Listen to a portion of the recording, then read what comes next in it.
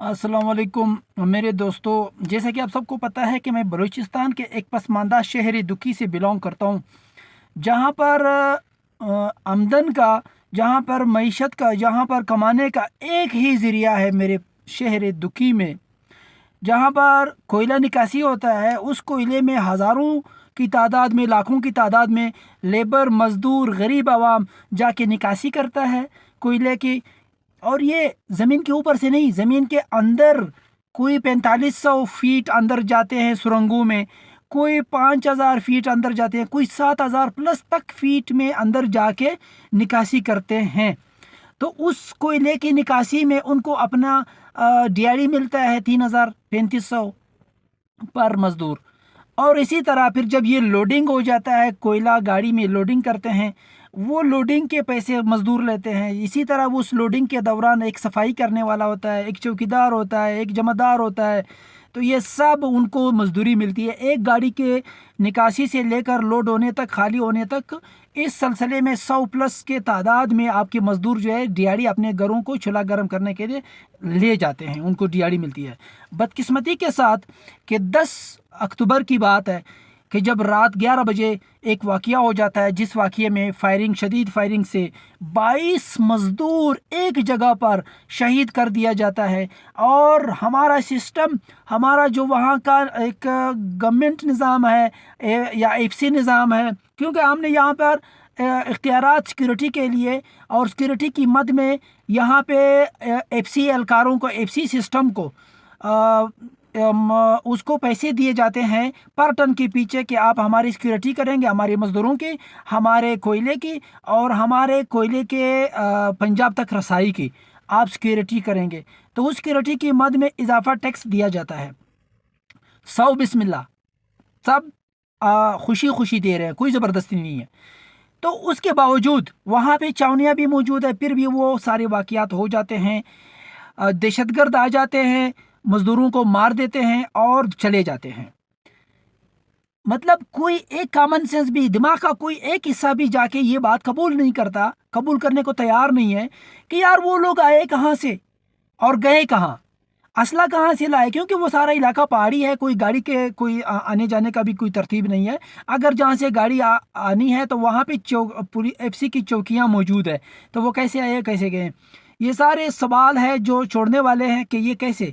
बदकिस्मती तो ये है कि मेरे इलाके में ये नहीं पता कि अगर उन 23 मज़दूर एहलकारों को शहीद कर दिया, पर मज़दूर गवर्नमेंट ने ऐलान किया कि 15 लाख दिया जाएगा। 15 लाख दिया जाए, 7 लाख दिया जाए, 3 लाख दिया जाए, ये तो एक बात है, ठीक है। उसके बाद अब लोग जो बेरोज़गार हो गए, ये कहाँ जाएंगे। गरीब, इतने गरीब कि वो अगर दिन को नहीं मिलते तो उनका चूल्हे ठंडे हो जाएंगे और चूल्हा गर्म करने के लिए कोई दूसरा सोर्स नहीं है। वो फिर क्या करेंगे। देखिए मज़दूर, मेटकुली को मज़दूरी 1500 मिलती थी, 1000 वो नहीं मिल रहा। लोडिंग करने वालों को नहीं मिल रहा, निकासी करने वालों को नहीं मिल रहा, लकड़ियाँ बेचने वालों को नहीं मिल रहा, जिसे गट्टू कहते हैं। इसी तरह आपके सब सिस्टम जो है इसके पीछे ब्लॉक हो गया, सिस्टम आपका बंद हो जाता है। तो सवाल ये है अब कि कल अगर वज़ीर आला आ जाते हैं, बरो 14 तारीख को अगर वो आ जाते हैं, तो उससे कौन से सवाल होंगे, हमारे सरदारों से कौन से सवाल बनते हैं कि जब इस दुखी को ज़िले का दर्जा दिया गया, उस टाइम 500-400 समथिंग पुलिस एहलकारों की तैनाती होनी थी। 2017 की बात है, जब से लेकर अब तक हमारे शहर दुखी में उन पुलिस की तैनाती क्यों नहीं हुई। अगर वो पुलिस वाले तैनात हो जाते हैं, यकीन माने कि आपका चेक पोस्ट सिस्टम बनेगा, आपकी पुलिस नफरी ज़्यादा हो जाएगी, आपके पुलिस नफरी में अपने इलाके के लड़के आ जाएंगे। तो जब ये सारे नफरी आप भर्ती करेंगे, यकीन माने बहुत बड़े बड़े मसलों का ये हल है कि आप अपनी सिक्योरिटी सिस्टम को चेक पोस्ट लगाएं, एंट्री पे चेक पोस्ट लगाएं, बाहर जाने पे चेक पोस्ट लगाएं। आप हर जगह पे देखते हैं कि किसी भी शहर में आप एंट्री करते हैं, लाहौर की बात करें, किसी भी दूसरे शहर की बात करें, कि आप एंट्री की बात करें तो देखें हम भी उसी तरह इंसान हैं, वो भी इसी तरह इंसान है। अगर उनके लिए चेक पोस्टें हैं तो आपके लिए क्यों नहीं है।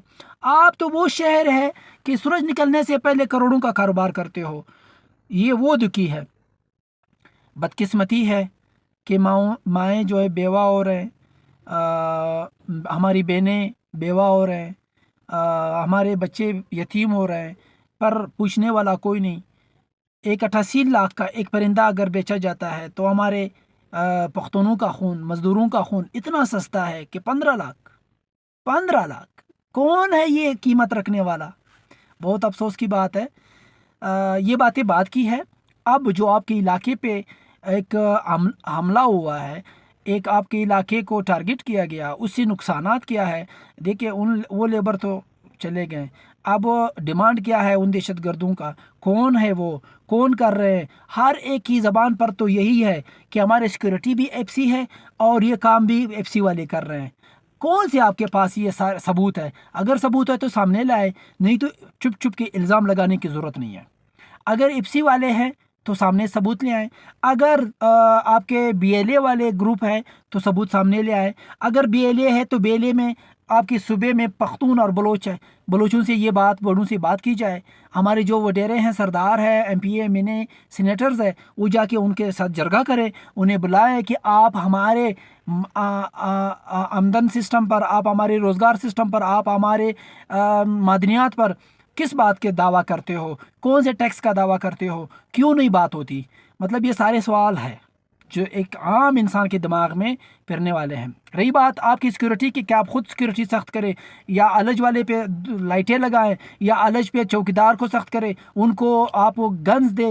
دیکھیں آپ کے مائنڈز میں کس کو پتا ہے کہ کون کام کر رہا ہے؟ کس کو پتا ہے کہ اس لیبر کا کہاں سے تعلق ہے؟ کس کو پتا ہے کہ اس کا نام کیا ہے؟ آپ کے لیبر میں لیٹے ہوئے، بیٹھے ہوئے، کام کرتے ہوئے لوگ اٹھیں گے اور آپ کے لیبر کو ماریں گے۔ اپنے دشمن کو آپ لوگوں نے ابھی تک پہچانا نہیں، اپنے دشمن کی طاقت کو پہچانا نہیں، جانا نہیں، آپ لوگوں کو میئرمنٹ کرنے کا اندازہ نہیں ہے کہ آپ کا دشمن آپ نے خود کتنا طاقتور کیا ہے۔ دیکھیں دشمن طاقتور نہیں ہوتا ہر وقت، ہم کمزور ہوتے ہیں، ہم میں اتفاق نہیں ہوتا۔ تو سسٹم پہ لوگوں کو یہ اعتراض ہے کہ پشتون کلچر ڈے کیوں وہاں منائی گئی؟ کس کے ساتھ؟ ایف سی کے ساتھ، چاونی میں۔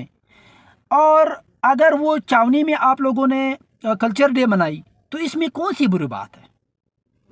اب اسی انہوں کے ساتھ جن پہ آپ کو اتنا ٹرسٹ ہے کہ آپ اللہ سے اعلیٰ درجہ بھی انہیں دینا چاہتے ہو، رتبہ بھی انہیں دینا چاہتے ہو، ریسپیکٹ بھی انہیں دینا چاہتے ہو، پختون کلچر کی پگڑیاں بھی انہیں پہنائے جاتے ہو، آپ کو اتنا ٹرسٹ ہے، اتنا آپ کو فخر ہے، پھر اس فخر کے گیٹ کے سامنے وہ ان شہیدوں کو کیوں رکھا گیا؟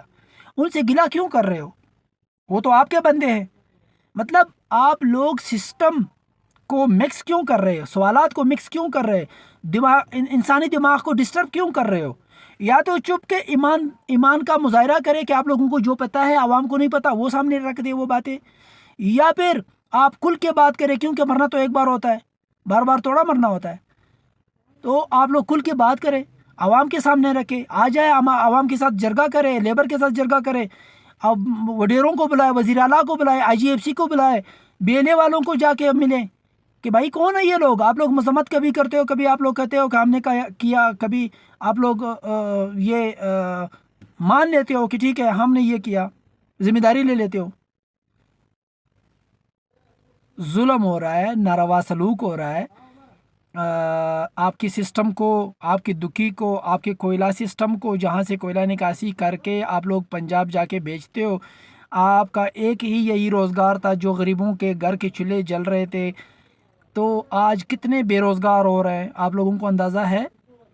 اگر بات کی جائے ایجنٹوں کی، تو ایجنٹوں کا کیا جاتا ہے؟ وہ تو چلے جائیں گے شارک سے لوڈنگ کریں گے، وہ تو چلے جائیں گے چمالنگ سے لوڈنگ کریں گے، کوئٹہ سے لوڈنگ کریں گے، ان کا کیا جانا ہے؟ جانا ہے تو ان دکھی کے رہنے والے لوگوں کو، غریبوں کا بہت کچھ، سب کچھ جاتا ہے۔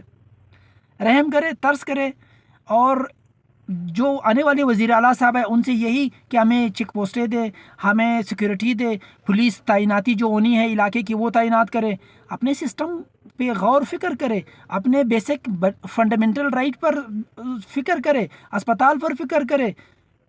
کوئی سسٹم نہیں ہے آپ کے لوگوں کا، کیونکہ یہاں کوئی مخلص نہیں ہے علاقے کے ساتھ۔ مخلص ہو جائے۔ تھینک یو، اللہ حافظ۔